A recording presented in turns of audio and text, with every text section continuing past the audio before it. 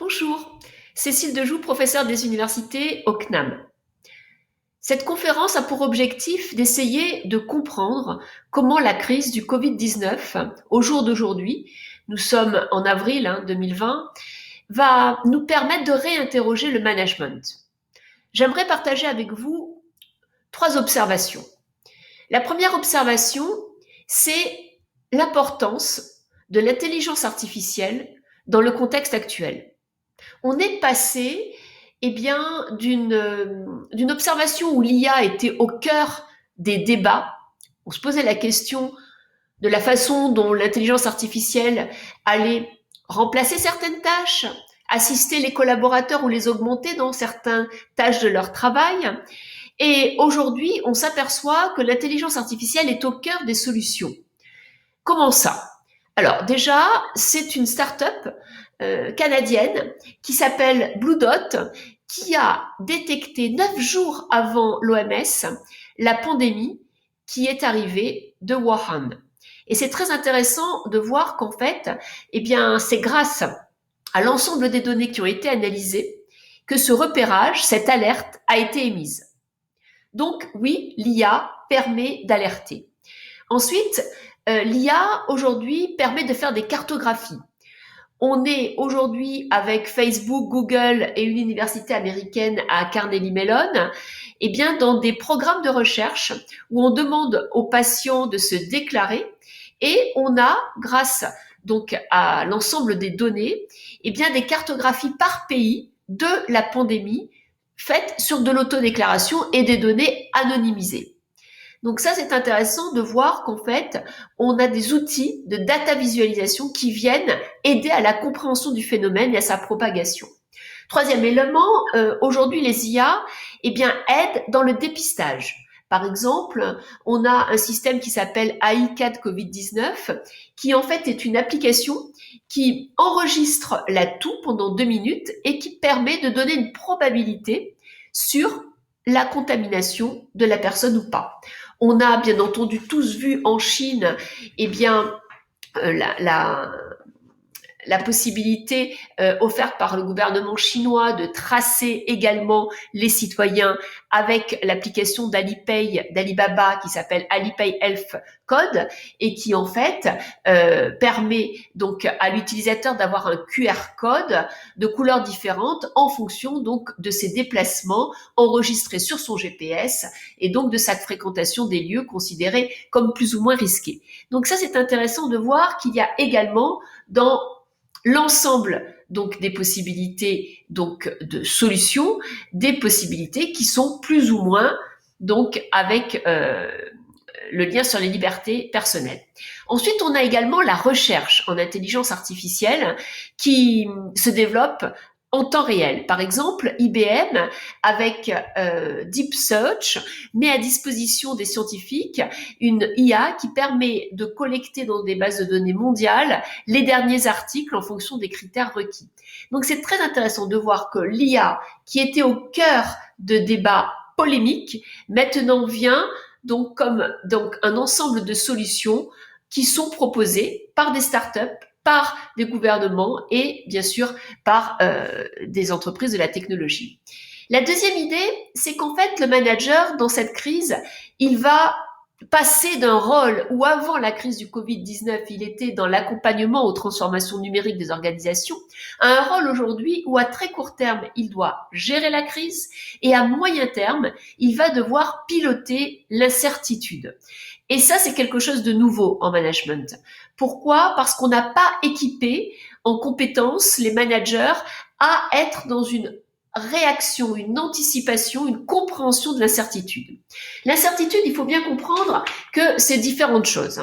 C'est déjà une différence entre qu'est-ce qui est aléatoire et qu'est-ce qui est donc totalement incertain. L'aléatoire, c'est ce qu'on peut avoir des difficultés à décrire, mais qui quelque part peut être anticipé. L'incertain, c'est quelque chose qui n'a jamais été vu dans le passé. Et l'incertain, c'est vraiment quelque chose de nouveau.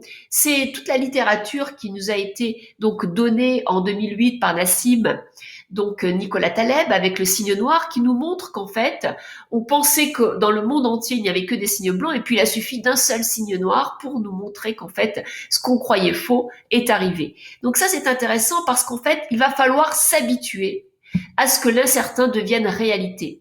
Et donc, ça veut dire qu'en management, il va falloir déployer donc des techniques, des méthodes pour piloter l'incertitude et donc permettre aux collaborateurs d'aller dans des environnements instables, maîtrisés. L'autre point sur l'incertitude, c'est qu'en fait, on n'approche plus, eh bien, le management de la même façon. On avait l'habitude d'atomiser les décisions, de les rendre en fait en temps réel avec des méthodes agiles, des méthodes liées au design thinking ou à l'intelligence collective. Maintenant, il va falloir avoir une approche beaucoup plus systémique et comprendre en fait que les systèmes qui sont des systèmes liés aux clients, les systèmes liés aux fournisseurs, les systèmes liés au climat, les systèmes liés à la loi, les systèmes liés aussi à la cybersécurité, etc., donc de multiples données, interagissent, ont des boucles de rétroaction, ont des causalités, et donc il va falloir penser de façon holistique l'ensemble bien des possibles pour pouvoir avoir un maximum de scénarios à envisager. Pourquoi ? Parce qu'en fait, l'incertitude, elle se décrit suivant une échelle. Et c'est dans les années 97 que Courtney, Kirkland et Viguerie ont défini 4 niveaux d'incertitude. Le premier niveau, c'est ce qu'on appelle le niveau 1, lorsque le futur, eh bien, il est distinct, mais il est envisageable. Et là, on peut appliquer des stratégies classiques, des stratégies puisées dans le passé. Le niveau 2, c'est lorsqu'en fait, on a plusieurs futurs distincts. Et là, on va anticiper une solution finale avec, par exemple, une méthode telle que la méthode des scénarios. Le niveau 3, c'est lorsqu'en fait, on a des champs de possibles. On est beaucoup plus dans le flou.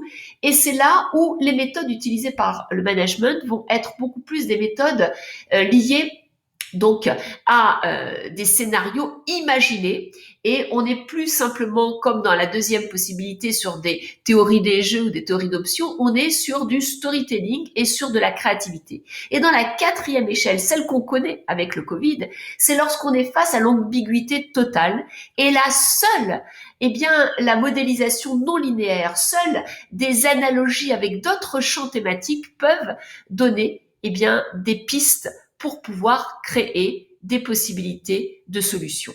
Donc, c'était l'idée, en fait, la deuxième idée, que l'incertitude devient aujourd'hui un mode de management qui devient incontournable.